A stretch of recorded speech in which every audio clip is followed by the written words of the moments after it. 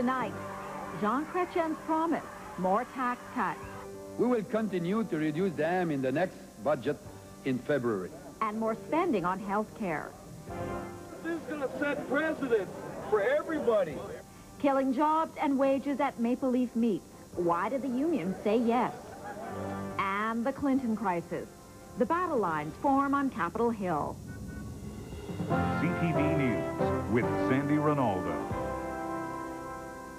Good evening. In a bold move aimed at firming up the Canadian economy, Prime Minister Jean Chrétien vowed today to commit all his budget surplus to reducing the national debt. He also told a New Brunswick audience there will be some form of tax relief next spring. In addition, he confirmed there will be more money for health care at that time. With more on Chrétien's call for a payback time, CTV's Elizabeth Chu. It was an economic blueprint that earned the Prime Minister a standing ovation. Speaking at the annual meeting of the Chamber of Commerce, Jean Chrétien put to rest fears of the business community that the government would return to spending freely now that the bottom line on the budget is being written in black ink. We are not planning any new large expenditures beyond what has already been budgeted for this year. And that will enable us to pay down more on the debt. That payment will amount to at least $3 billion now on hand and could rise to $10 billion depending on the vagaries of world money markets. The national debt now stands at $579 billion. And for the first time, the Prime Minister promised there will be new spending on health care. Maybe not today, but along with an income tax cut in the next budget. We will continue to reduce them in the next budget in February. All this was welcome news to the Chamber of Commerce president. Remains to be seen how much, over what period of time, but very positive direction. But outside, angry public servants demanded Chrétien settle with them on pay equity. This is paying down the debt because this is a debt owed to women and men that have worked within the groups that are affected by pay equity. This economist says the Prime Minister is focused on the fluctuating dollar. So I think he had to show that this government didn't want a weak currency. And so with 1 week to go before Parliament resumes, Prime Minister Chrétien has sent out a message. His government is staying the financial course, clearly in no mood to spend. Elizabeth Chu, CTV News, St. John. After months of haggling, workers at the Maple Leaf Meats plant in Winnipeg have a new deal, but it could take years for their anger to fade away. The contract they ratified today calls for massive layoffs and pay cuts. Workers are enraged that the vote was held in the face of company threats to shut down the plant. CTV's Jonathan Gravener reports. It was a deal no one here wanted. But even with all the anger, $17 an hour to $9 an hour. Happy to get your wages. Of course I'm not shafted. it was a deal they accepted. They may have burned the contract and tossed away their union cards, but in the end, 75% voted for it. The deal? A 40% wage rollback and a call for 400 job cuts. Plus one other key point. Reject it and the plant shuts down. Baloney! It wasn't an idle threat. Maple Leaf has done it before. In Edmonton, 800 workers called their bluff, went on strike, and watched Maple Leaf shut down their plant and leave town. The company also won similar concessions this year in Ontario and Saskatchewan. That was fresh in the minds of Winnipeg workers and the union who told its members to accept. It's not a matter of us wanting or not wanting. It's a matter of what their final offer is and what they put on the table, and not what we wanted. We have never told those people it was a good deal because it isn't. It may be a terrible deal, but it's a deal that meat packers are making all over the country. Officials of the firm were not available for comment today. However, an industry expert says global competition is cutting into profit share, and slicing off wages and jobs has more to do with survival than greed. But on the front lines, people are looking at self-survival, not corporate survival. I'll get $5,000, but that's only going to last me maybe 2.5 months. I've got 4 kids and a wife to support. I mean, I can't collect UI on it. All I can do is look for another job now. He might try down the highway in Brandon. Earlier this year, Maple Leaf Foods announced that it was building a new meatpacking plant there. Local officials said it could create 2,200 good-paying jobs. The jobs will still be there, but chances are the pay and the security won't be as good. Jonathan Gravener, CTV News, Winnipeg. It might feel like autumn in Ontario, but the teachers' strike has left thousands of students on an extended summer holiday. Education Minister Dave Johnson and Union Leader Marshall Jarvis both say they doubt a solution is near. The main issues are the size of classes and the amount of time teachers must spend in them. American President Bill Clinton's lawyers were on the front lines today in a desperate fight to save his job. They hit the airwaves, defending Clinton and attacking Special Prosecutor Kenneth Starr. Meanwhile, the latest polls show that most Americans want Clinton to stay in office. CTV's Alan Fryer reports. The president skipped church, spent much of the day with his advisors while his lawyers hit the TV talk shows, again insisting that the president didn't commit perjury when he swore under oath that he didn't have sexual relations with Monica Lewinsky. The president did not commit perjury. Our point is that the Starr report is full of graphic and unnecessary, salacious detail. It's not relevant to any of the charges. Whether you agree at the end of the day with me or whether you simply read the record and make your own judgment, you're going to conclude at the end of the day that there's nothing there that warrants impeachment. But the legal hair-splitting about when sex isn't really sex has infuriated congressional leaders. It's time to just admit it. And so has the president's legal strategy of continuing to attack independent counsel Ken Starr. The independent counsel is not the problem. The problem is the president's conduct, which was offensive and reckless and indefensible. He needs to confess to the American people what he did and accept the consequences for those actions, and the honorable thing to do is to resign. God will forgive you, Mr. President. At churches across the country this Sunday, very different views about forgiveness and sin. What is alleged is unspeakable, and if true, merits the public outrage which has ensued. Still, his supporters continue to insist the public is in no mood to see the president impeached. On Capitol Hill, officials are saying that a vote for formal impeachment proceedings is becoming increasingly likely. Here at the White House, meanwhile, they say the president has not read Ken Starr's report and likely won't read it. He is, however, waiting anxiously for the judgment of those in Congress who have. Alan Fryer, CTV News, Washington. Still to come in tonight's news, heading towards a showdown over bank mergers. Critics call it a sign of greed. What will a long-awaited report have to say? And later, big blast. Sammy Sosa's back in the home run hunt.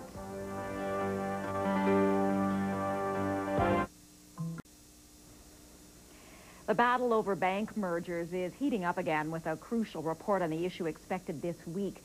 The Bank of Montreal wants to merge with the Royal Bank, while the Canadian Imperial Bank of Commerce wants to join forces with the Toronto Dominion Bank. They say the moves are needed to fight off foreign competition, but opponents warn Canadian consumers will suffer. CTV's Roger Smith reports. An unflattering portrayal of bankers. Another sign the gloves are coming off in the fight over mergers. And we are hitting the road to mobilize Canadians across the country to support our call for better banks, not bigger banks in Canada. Opponents argue that mergers will mean layoffs and less competition, and they accuse banks of making false claims and promises to try to get their way. People shouldn't suddenly trust bankers just because they suddenly want something and are saying a bunch of things that sound good. With their plans under assault, the banks are scrambling to win over critics. One example, the chairman of the Bank of Montreal promising a new bank just for small business if his merger with the Royal is approved.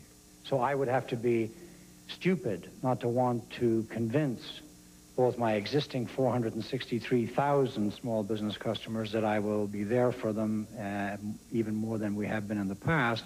If that's a carrot, there's also a stick. This video being used to sell the mergers warns that Americans are moving into niche businesses like credit cards and mutual funds, and Canadian banks could be crippled if they're not big enough to compete. But politicians will have the final say, and Liberal caucus is full of doubters like Ivan Gross. Well, as far as I'm concerned, the banks have not convinced the Canadian people or caucus that bigger is better. The issue moves center stage on Tuesday with the release of the McKay report on financial institutions. While it's expected to give conditional approval to mergers in general, it won't be the last word on the current proposals. There will also be reports this fall from a Liberal caucus committee and from the Competition Bureau. Then it's up to Finance Minister Paul Martin to decide. Roger Smith, CTV News, Ottawa. The people of Sherbrooke, Quebec also have a decision to make. They go to the polls tomorrow to pick Jean Charest's successor. Charest represented the riding for 14 years until he quit the Tories to lead the Quebec Liberals. Polls show the race is down to two parties, the Liberals and the Bloc Québécois. Quebec Premier Lucien Bouchard was in town campaigning for the BQ candidate Serge Cardin. A win by the BQ would be a boost to the sovereignists, especially as Bouchard ponders whether to call an election within a few weeks. The men after Jean Charest's old job of federal Tory leader were also campaigning today. They put their cases to party members and the country at a debate in Vancouver. But this was more than just a chance for candidates to show one another up. As CTV's Colin Gray reports, this race needs all the publicity they can get. They are five men vying for a position that used to mean a great deal in this country, the leadership of the Progressive Conservative Party. It's a position that doesn't seem to matter as it once did, but don't tell that to Joe Clark. I'll tell you where I want to take this party. I want to take it to government as quickly as possible. And I believe that is eminently possible. To do that, Clark will have to convince Tories that he is not yesterday's man. That is his perceived weakness, and his opponents made use of it in a civilized but obvious way. I am not the establishment candidate. I am the re-establishment candidate. And we need less professional politicians and more ordinary people in Ottawa. Clark's main rival is widely assumed to be Hugh Segal, a longtime Tory organizer. Segal suggested that Clark would be too quick to accommodate the provinces at some cost to the government in Ottawa. At some point, you have to have results, and a federal government has the right to act under its own jurisdiction to protect the rights of citizens all across this country. And the question, I guess, for his part, Clark smiled through all the criticism. His opponents seemed frustrated by what they called his lack of specifics, and indeed he seemed content to play a part he's played well for a long time, that of the wise elder statesman. I want to suggest that what the country needs, and needs quite desperately now, is a professional politician and a professional leadership that Canadians can trust. This was the first of 5 such debates, and they're as much about sparking interest in the party as they are about choosing its new leader. Not a lot of attention has been paid to the race so far, and people used to care very much about who leads the Tories. One of the new leader's first jobs, whoever he is, will be to make them care again. Colin Gray, CTV News, Vancouver. And briefly in other news tonight, rioting in the capital of Albania has left a protester dead and 4 others injured. Supporters of the opposition Democratic Party stormed and burned the office of the Prime Minister. They blame the government for yesterday's murder of an opposition deputy. Flood-ravaged Bangladesh is starting to dry out. There is no rain in the forecast and waters are receding. Now the main concerns are famine and controlling the outbreak of disease. And it was a wedding in white for Spice Girl Melanie Brown. Scary Spice, who's expecting a baby in 6 months, was married near her home in England. Television's biggest stars gathered in Los Angeles tonight for the 50th Annual Emmy Awards. The 4-hour program was a celebration of television's past and present. Some of the highlights include Helen Hunt winning Best Lead Actress in a Comedy Series for her role in the hit show Mad About You. And Kelsey Grammer, the star of Frasier, won the award for Best Actor in a Comedy Series. The show Frasier also won the Emmy for Best Comedy Show. Mayor Winningham. Coming up, a Middle East dilemma, politics and commerce clash in the Jewish settlements. You are not a legitimate part of the state of Israel.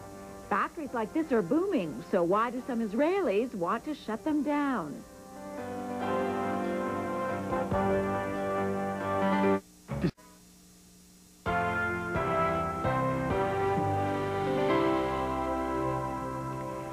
The 5th anniversary of the Oslo Accord was marked by violence in the West Bank today. The deal was supposed to pave the way for peace between Israel and the Palestinians. Now an Israeli peace group is hoping to get the peace process moving again, but it's calling for a boycott that would strike at the heart of Israel's tattered economy. CTV's Elliot Schiff has that story. This is not just a factory that makes tops for trucks.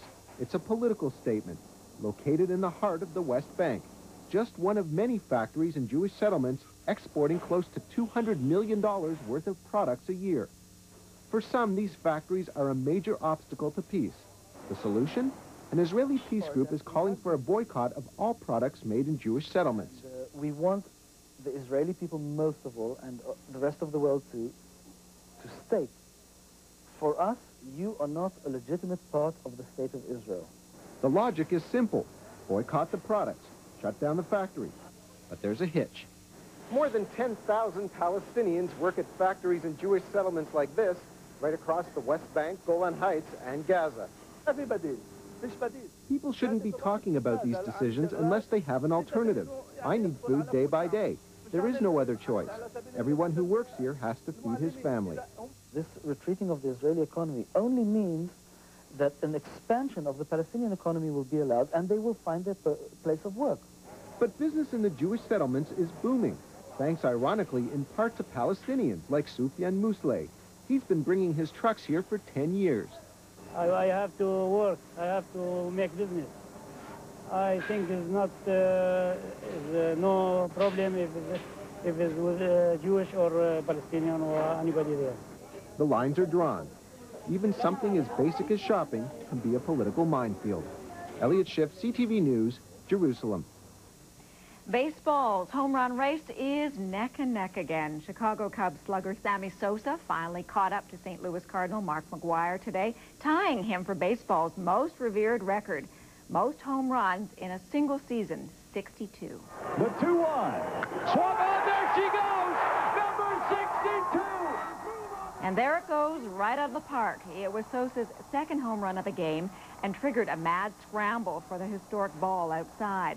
McGwire broke the three-decade-old record of 61 home runs last Tuesday after a close race with Sosa. When we return, the home office, is it the answer for those who can't handle the world outside? Computers don't reject me at all.